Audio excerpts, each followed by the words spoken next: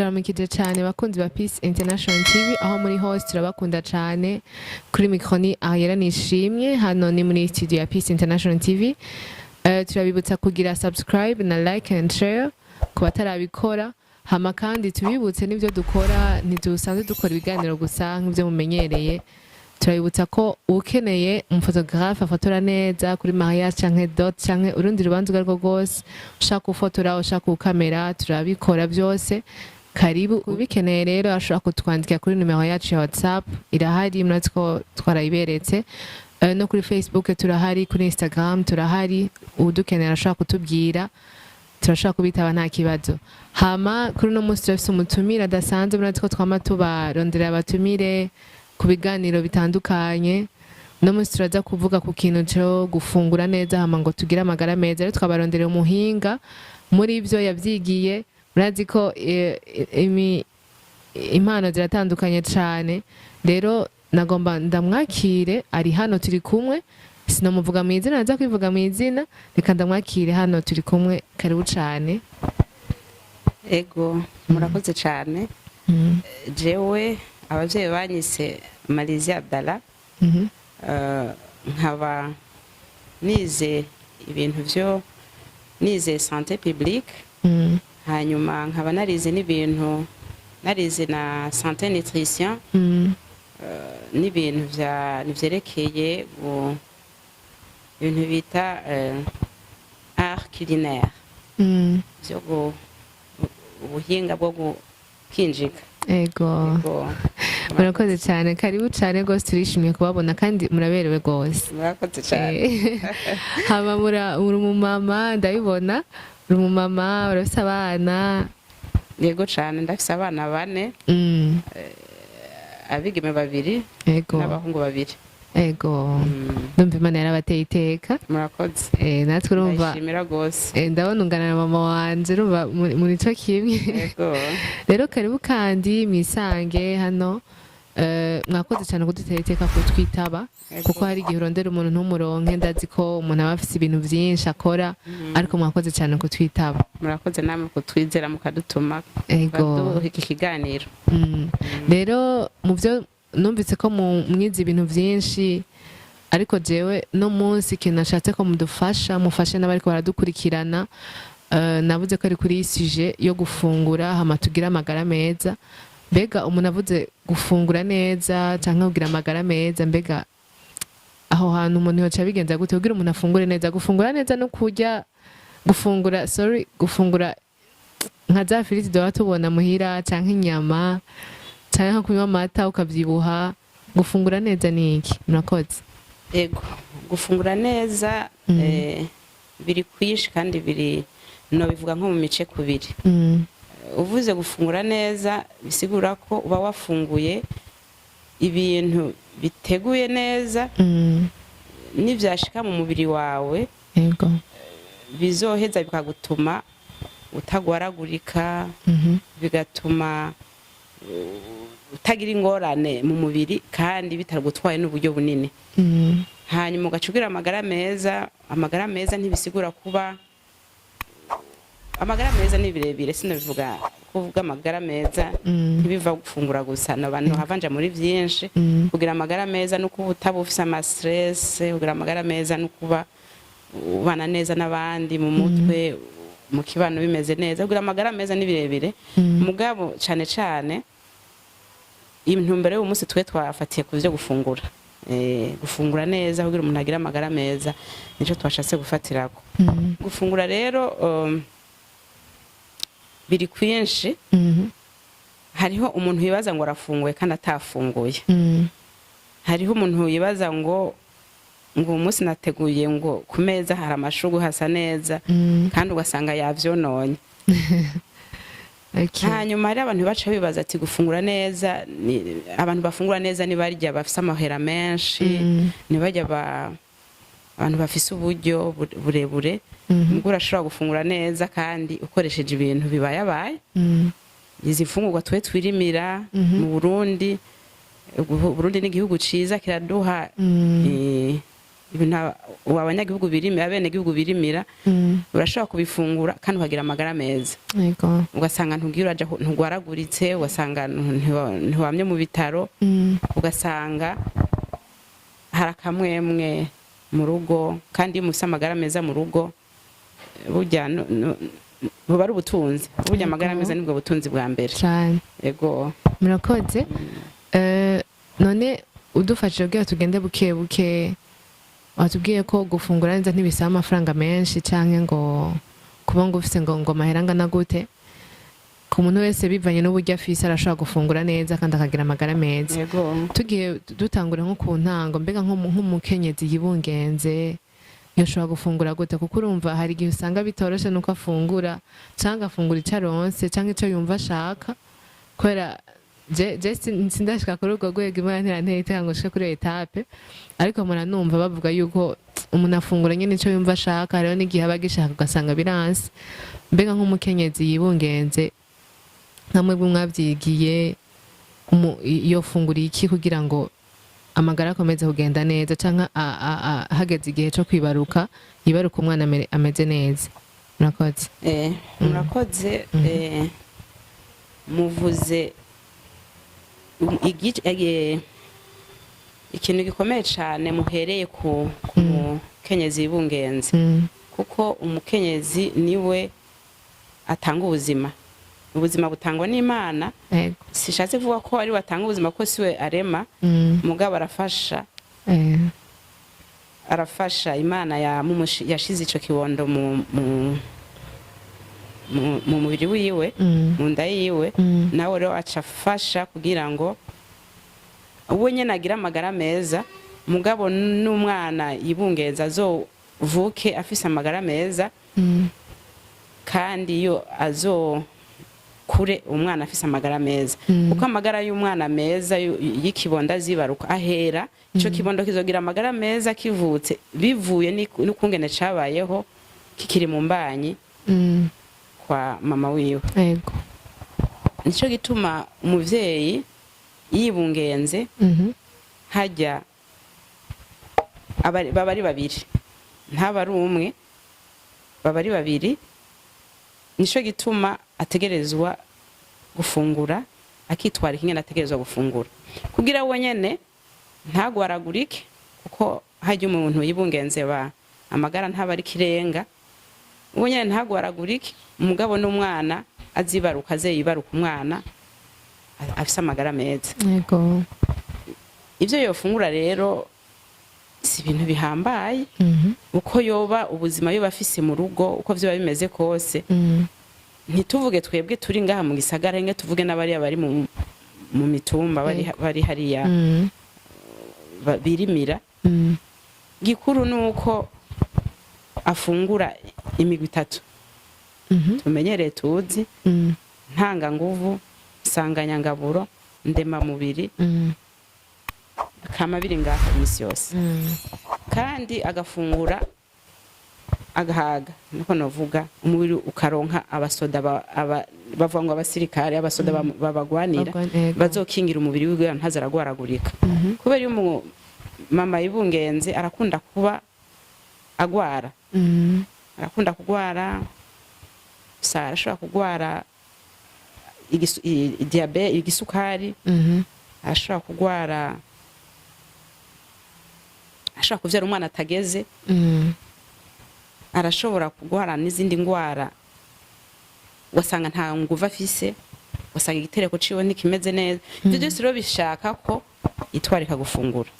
Iyo migwi yose ayubahirije, akirinda ntasonze, umubiri nturinde kurondera ivyo gusaba ivyo ko ashonje, agafungura ivyo migwi 3, agafungura n'ivyamwa, akanywa n'amazi akwiye.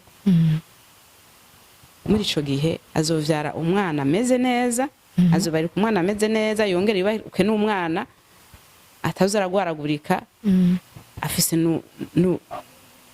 n'ubwenge niko byita bukwiye. N'ubwonko buraheza bw'umwana bukavuka, umwana akavuka afise ubwonko bufise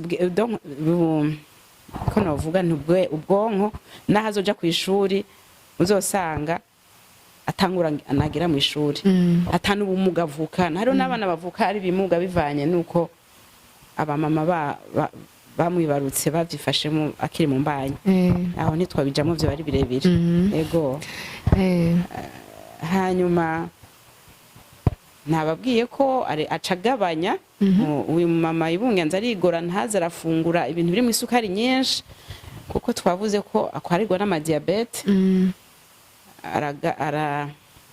arakarirwa n'ama hypertension ingwara z'umuvumbuko mwisho w'umutima w'amaraso byo tuma ataza arafungura ibintu biri mu binure vyinshi bigasaba ko afungura imboga nyinshi akafungura nk'ivyamwa nka 5 ku munsi bidasa akongera akazaranywa amazi menshi hanyuma agafungura nka 4 umunsi afungura nko mu gatondo agafungura saa sita agafungura ku mugoroba agafungura no mw'ijoro aho hose ntafungure byinshi uko afunguye byinshi bice bimuremera kubera hasanzwe haba ariyo undi ikindi kintu mu mubiri mu nda yiwe yofungura ibigereranye mugabo akaraba gusa ko atobibura.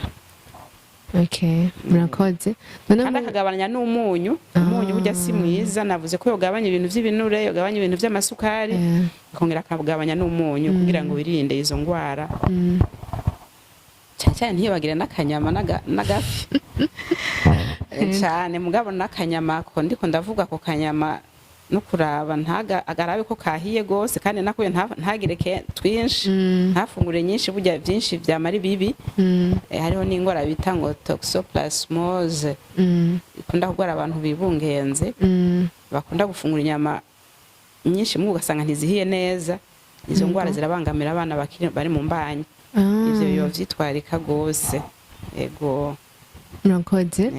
None ko hari igihe usanga bishika umuvyeyi ugasanga yifitiye apeti nyinshi canke niyo apeti ntani yafise reka mvuge ko umuntu aba afise apeti kuko kenshi bishika gake ugasanga aguma ashaka gufungura buri mwanya ashaka kwirira iki kandi mwavuze ko ari 4 ku munsi kandi ntahage cane none nk'aho bice bigenda gusa cavye iyo vyevita gute naho batari umumama ibungenze naho buri umuntu asa yindi ngorane ufise si vyiza ufise akayaba kuko umushaka umufungura aje kuja kwitura abaganga haba ari ikintu kitagenda neza burya kugira akayabagu ni vyiza mbwiyo kabaye kenshi naho nyene si vyiza ibintu kenshi ikintu kirengeye uko categerezwa kuba kiba kiriho kiraja mu bitari vyiza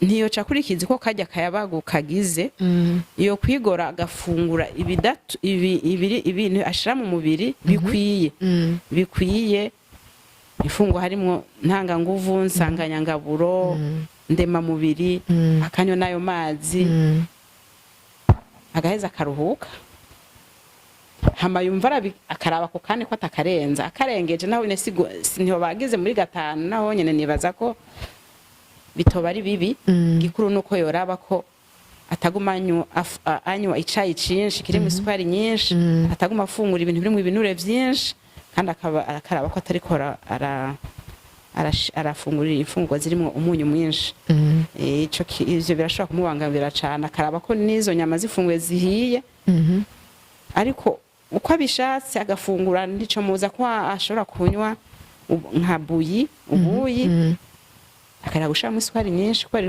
ubuyi ibintu vy'intete ibinyantete birafise akamaro ku mama yungenze agafungura izo mboga agafungura ivyo vyamwa muga ntarenze urugero ko nyaronze urugero azocagira ibiro vyinshi ibiro bizoca biduga bibe vyinshi ibiro bibaye vyinshi wibungenze si vyiza hacaziramo ya hypertension haraziramo ya diabete ugaca usanga uko ufungura cane burya ni kwibiro vyongera mugaca usanga yibarutse n'umwana munini ugaca usanga agiye muri bimwe vyo kurinda kumugirira amasezarienne aho hose uca usanga atari vyiza nico gituma kwigora akaraba agafungura ntaza arakurikiza uko akayabagu kagize mugabo agafungura ivyazi atangurana bishaka kumutera.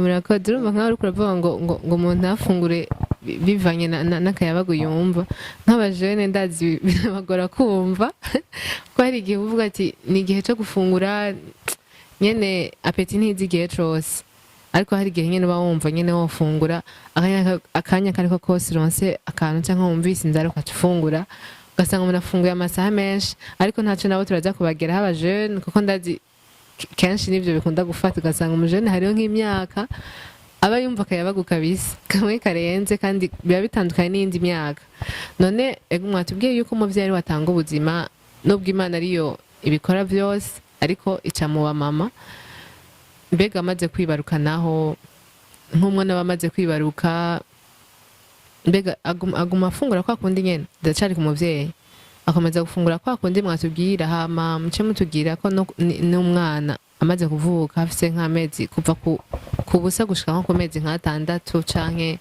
aho mushaka gushikana. Murakoze ico kibazo ni ciza cane. Hariho abamama bamaze kwibaruka ushobora usanga yibarutse agifise imbanye yarafise akayabagu mugabo amaze kwibaruka ngo usanga akayabagu kagabanutse gaca gahera. Muri ico gihe ntivyoroha iyo umuvyeyi yibarutse hama gaca abura akayabagu ntibiba vyiza ku muvyeyi yibarutse kandi ntibiba vyiza kuri ico kibondo yibarutse. Vyiza umuvyeyi yibarutse yarafungura neza atandi ingwara yarafise niyo yibarutse aragumana akayabagu. Iyo agumanya akayabagu katarengeye ariko atarimwe twavuga akayabagu nyene kakayabagu ko gutuma umuntu abaho neza akagumana kakayabagu bituma wa mwana yibarutse aronka amaberebere amukwiye. Hanyuma ugaca usanga n'umwana yibarutse agize amagara meza ariko iyo agiye arabura utwo afungura umwana aca agira ibibazo. Ni kwa kundi kutagira amagara meza twavuga kwa kundi umwana acaza aragwaragurika ugasanga bama kwa muganga umuryango ukamana uruhagarara ugasanga n'igihugu kirahahombera. Muri ico gihe n'igihugu kirahomba kuko murazi ko igihugu cacu abana bacu bavugwa ku buntu naho bavugwa ku buntu umva wa mwana ashaje mu gitigiri cyo kuzaravugwa ku buntu na wa muvyeyi aciye ubungenzi azaragwara nawe ne bamuvura ku buntu aho hose ariko yagera afungura neza ntavyo kugwara ntavyo kwivuza. Muri ico gihe igihugu nta gihugu kidepansa ngo kiramuvuza. N'umwana avutse akagira amagara meza ni nkuko nyene umuryango urahatora koyoko n'igihugu gatora koyoko kuko n'imiti bagura baba bayigura amafaranga vyinshi baca bana ko bavuza abana guhera ku umunsi umwe gushaka ku myaka 5. Muri ico gihe afise amagara meza ivyo ntibihaba. Ingero dusubira inyuma gatoya tuvuge iyo umuvyeyi yibarutse batubwira ko umuvyeyi yibarutse ategerezwa guca yonse umwana hajya kimwibaruka. Ku munsi wa mbere umwana avutse ategerezwa guca yonka akivuka ubwo nyene ajya amaberebere ntitwo bijako cane tuba tugiye mu vy'ubuganga gose ajya amaberebere ya mbere bayitanga n'umuhondo hari ikintu afasha ku mwana akivuka aramukingira ingwara nyinshi ashobora kuzogwara. Hari abamama benshi bageza kwibaruka baca banka konsa abana muje numva ntameze neza numva atanga mfise ahubwo wo kwihutira gucu ubwira abaganga canke n'abaganga barabizi canke muri kumwe akaguha umwana bacimushira kwibere ajya amaberebere y'umuhondo ni meza kandi umwana wo monkeje ajya amaberebere y'umuhondo biratuma ko nayandi aca kurikira akaza kuko hari abavyeyi bibaruka amaberebere bakabwira ngo je nta maberebere mfise kandi hari ubwo babivanye ko utaciye wonsa ico kibondo heje kwibaruka ngo utaciye uconsa wa muhondo ukagumayo hago nayandi ntaheze ngo aze ngacu usanga urabuza amaberebere kandi yariyo mwose rujya muhondo hanyuma nayandi acaza tugagira ko tubwira abavyeyi bibungenzi igihe bazibaruka ko amaberebere ari ingaburo yikwije amaberebere n'ingaburo yikwije gushika ku mezi 6. Hari abavyeyi iyo bageza kwibaruka usanga bavuze ngo muha amazi ngo umwana ngo aranyote, umwana uruya ntirunyotegwa. Oya, ahubwo wewe muvyeyi yanywe, ni wewe uyanywa, hama umwana uza konsa murajya amaberebere hazoba harimo amazi, kuko ni waja mu byo kumuha amazi hama konkera nawe ukanywa yandi ugacuya mwonsa, haguze umuha uzo uriko novuga mu Gifaransa ngo kudiriwa, aho uri kuradiriwa ya maberebere, kuko umwana azocagira amazi menshi ayo muhaye avuye hanze nayo umwonkeje amaberebere ntibiheza ngo bibe vyiza. Hari bacavuga ngo muhekinju ngo oyaye, inga amaberebere ni ingaburo yikwije ku mwana yibarutse gushaka ku mezi 6. Atakindi kintu muhaye, uri umukozi hari haba usanga bakora agacaja ku kazi, nico gituma batanze n'ijya konje y'umuvyeyi ukwezi postnatal, ukwezi n'igice kugira umwana umuvyeyi aguma yonse umwanya wose umwose kenshi gashoboka. Biragufasha we kugitereko gice gisubira neza kumera neza, bigagufasha kudaca ubonera umwana ngo ushobore guca usura gusama iyindi mbanyi. Birafasha konsa umwana kenshi gashoboka, kenshi ahashakira ko nkuguma umwonsa. Nahari abana ngo umwana ngo wanje guma sinziriye mukangure umwonsi, kuko nawe uyu mwonkeje urumva ko uruhutse, kandi bituma n'urukundo umwana akunda umuvyeyi. Ego, hanyuma hajya tuvuga tuti hajya nako ndavuga nti ingaburo irikwije y'amaberebere, hari abavyeyi baca bihutira guha amata abana. Amata sanzo bica bituma umwana atangura kugwaragurika, kubera ajya amata bavuga ngo nayinyana. Mugabo igitunga umwana n'amaberebere ya mama wiwe, si amata y'inka. Amata y'inka uyamuha mugabo amaze kwigira haruguru, kubera hari ikintu bita ngo umwana gushaka ku mezi 6 abafise immunite, abafise abasoda bamugwanira mu mubiri bikwije, avukana gushaka ku mezi 6. Gushaka ku mezi 6 uwo muha uwo munsi gusa, ata kindi kintu wongeyemwo kivuye hanze, ata amazi, ata amata, n'aba amata y'ikopo ngo France le ngo ibiki, kirazira. Mwose gusa nimba ukora umukamire wigora uzinduke urabe ikintu unywa gishushe, hama umukabire mu gakombe, hamuze kubaze kumuha ayo berebere. Niba hengera giraze ugira utahe bace bareka ushitse nawe ucumwonsa, hama nawe uruhuke, kuko yonkeje umwana uza wumva nawe uruhutse mu mubiri. Yego. Hanyuma nihagera ku mezi 6 atakindi kintu muhaye, nukuri uzosanga umwana arigenze hagera amezi 6 atani inkorora atani bicurana.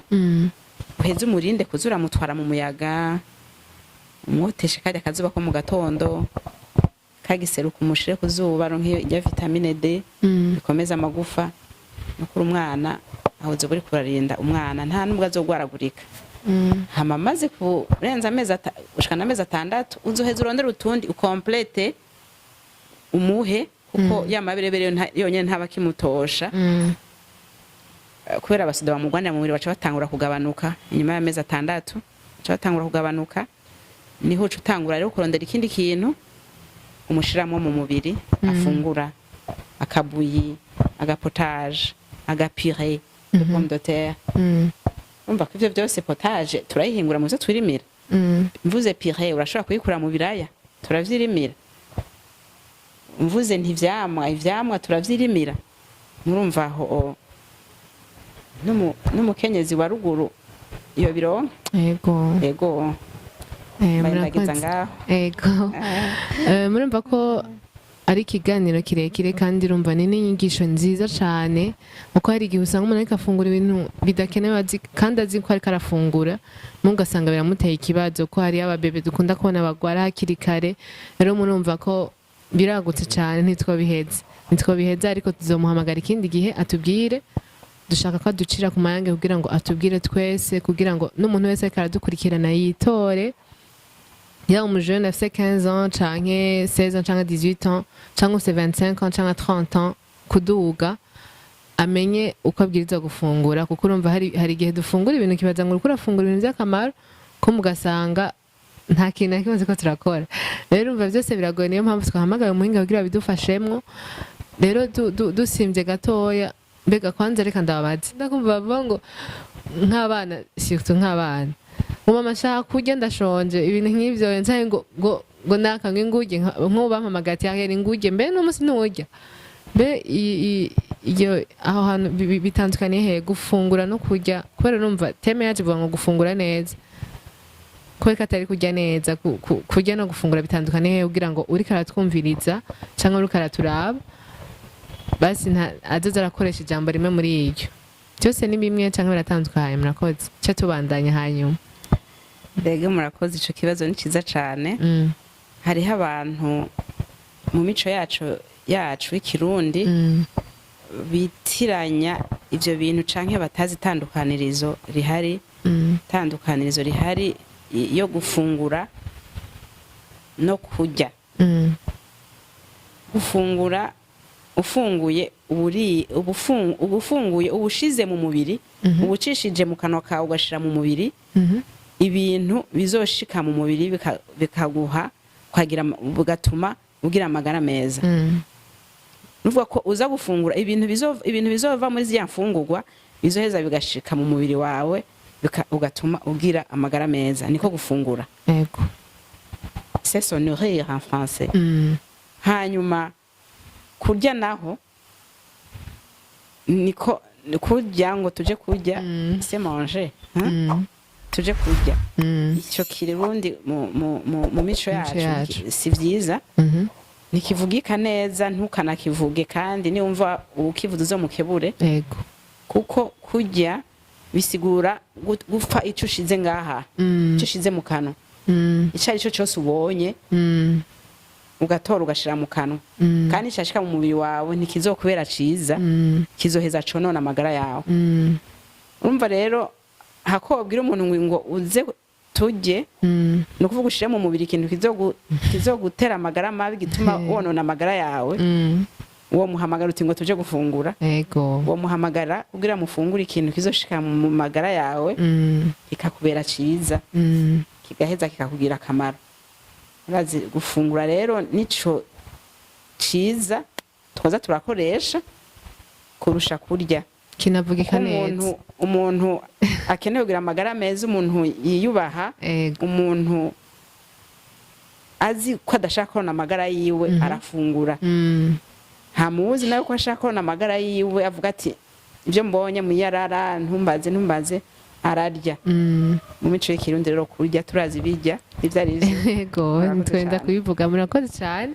Ndibaza abavyeyi baravyumva kugira ngo tubimenyereze abana kuva bakiri batoya, kuko ni abavyeyi nabo batanga indero. Urumva nk'umwana ntashaka kubimenya umuvyeyi atabimubwiye, turambwira ati ni gufungura nuko apana kurya. Murakoze rero, urumva ko tuko turonka utuntu twinshi nk'ivyo. Ndazi ko hariho n'umuntu aba akuze abikoresha, mugabo murumva ko atari vyiza. Rero tuze turagerageza kugira ngo ntidute umuco w'ikirundi, mbese n'abari hanze ko dukurikirana n'amahanga menshi, ku bari gaha mu gihugu cy'u Burundi canke hehe na hehe. Abarundi aho muri hose muravyumva ko gufungura niyo mvugo nziza. Hama rero mbega nk'umujene, umuntu akiri muto nyene, umuntu akiri muto, yaba ku bakobwa canke ku bahungu, nk'umuntu yari muri adolescence yofungura gute? Kuko hari ikintu twavuze hakiri kare, imyaka nyene, muri iyo myaka niho umuntu usanga afise akayabagu kenshi, yaba ku muhungu canke umukobwa. Hari igihe usanga afise akayabagu vraiment, kuko kenshi dukunda kuvuga ngo abahungu nibo bafungura, mugabo hari n'igihe umukobwa usanga afungura cyane. None muri ico gihe mama mwodufasha iki ko ariko baratwumva abajene bofungura gute bari muri iyo myaka ya adolescence? Ego, murakoze cyane. Muriko muratumbereza navuga amagroupe akomeye cyane mu buzima bw'umuntu. Twahereye guhera ku usa gusha amezi 6 muga hariho n'izindi ngaburo bashaka kugaburira umwana afise guhera ku mezi 6 gushaka ku mezi 9 kuva ku mezi 9 kuduga ibyo tuzobigaruka ego ko mwashimye ko dusimbiza tukaja ko rumva bari muto ngabo mukiri mujene ego murakoze cyane kubaza ico kibazo umuntu umujene umuntu les adolescents novuga ko hari nko guhera ku myaka 12 canke 10 kuduga gushaka ku myaka 18 gushana meme no ku 20 hari abagifise adolescence n'abantu novuga ko batameze nk'abandi n'abantu bafite ico bisangije mu buzima canke ku mubiri iyo umwana atanguye iyo umuhungu canke iyo umusore canke umwigeme atanguye kuja muri l'âge d'adolescence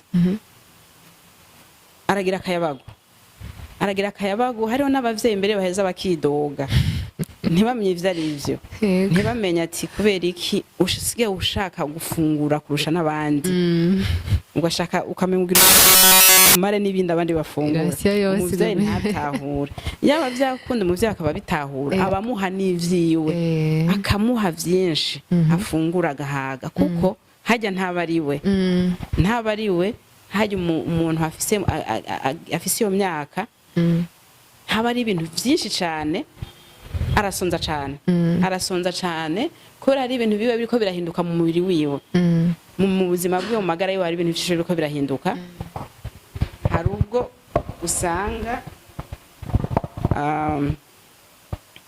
uko yarari atari kameze ari nk'umwigeme hari ibintu vyinshi bihinduka usanga ari karamera amabere usanga aja mu butinyanka usanga amera ubwakwaha ugasanga n'ibindi aho rero nukuvuga ko akoresha ivyo ayo mahogane yiwe ari karakura akoresha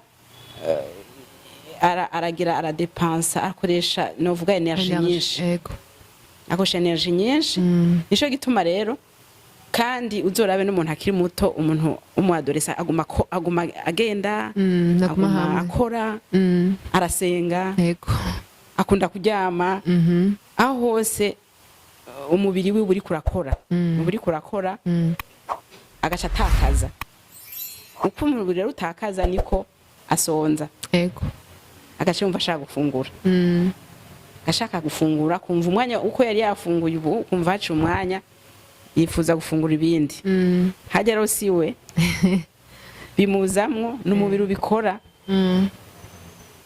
none bikaza uko nikuru nuko twebwe abavyeyi iyo myaka twayitahura umuvyeyi wese ahari afise umwana kuhera ku myaka 10 kuduga azaramufungura bikwiye kuko natamufungurira bikwiye hari ibintu azotakaza mu mubiri n'ubwonko buzoheza ntibukore neza hari ibintu atakaza yatabironsa akavyifuza akabibura kandi umwana atakariye aho hantu muri iyo myaka nihaba ariko atangura kuja mu kuzoba mu adulte ngo aje mu buzima hari ibintu byinshi bishobora kononekara abavyeyi rero no kuhagabira tukacitwarika gose ukamuha nafungure n'ivyo bintu birimo amagara nafungure nayo masukari nta kibazo kuko umubiri urakora cyane uzoza urabisohora urumva rero we none yofungura ibyo byose ibyaronse yo bifungura birimo amavuta menshi ivyamwa toujours mauvais ntarenze urugero mugabo afunguye nawe nyine iyo migwi yose kandi ku buryo bwo ari bwo bwose abafise ibintu birimo isukari no kuri nta vyirengagize gose yego arabifungura mugabo ntarenze urugero ngo afate isukari nk'ikiro asuke mu kanwa canke none nko muri iyo myaka mugabo akantu kari mu isukari azara agafungura gose nk'ivyo bafunguye muri iyo myaka ntibishaka kumuzanira ingaruka mbi mu myaka iri imbere amaze gushikana nka 40 canke iki kubera kumva ko umuntu yaba yarafunguye nakubwiye nti niyagira lexe niyabirenza bizoheza bija ahantu vyicarire hama bizoheze bimuvyuke ni nkuko niyabibura muri iyo myaka iyo carence azogira mu l'âge d'adolescence izomubera mbi mu myaka niyo aba ari imbere yaba yarakuze niyo afungura naho nyine vyinshi akarenza urugero mu myaka atazoba acirukanga atazoba agikora azoba atazoba gikora utuntu twinshi canke ibihimba bizoba vyarahereje gukura azoba agumye hamwe atekanye vya bindi byinshi vyagenda bikirunda ahantu mu mubiri bizoheza bimubera ingaruka mbi. Okay. Abavyeyi muravyumva hari igihe usanga nyene umwana aguma kugora nshaka gufungura ndashonje umwanya n'umwanya ugasanga biriko yatubwiye ati hari igihe umuvyeyi atagutahura kavuga ati ko aguma afungura ibintu vyinshi mugabo ifa ko muza muribuka nk'imyaka baba bagezemwo mubishoboye mukaba mubifise nuko bibahereza ko murumva ko bifise akamaro. Rero murakoze cyane ndumva ko twese turaza kwitora.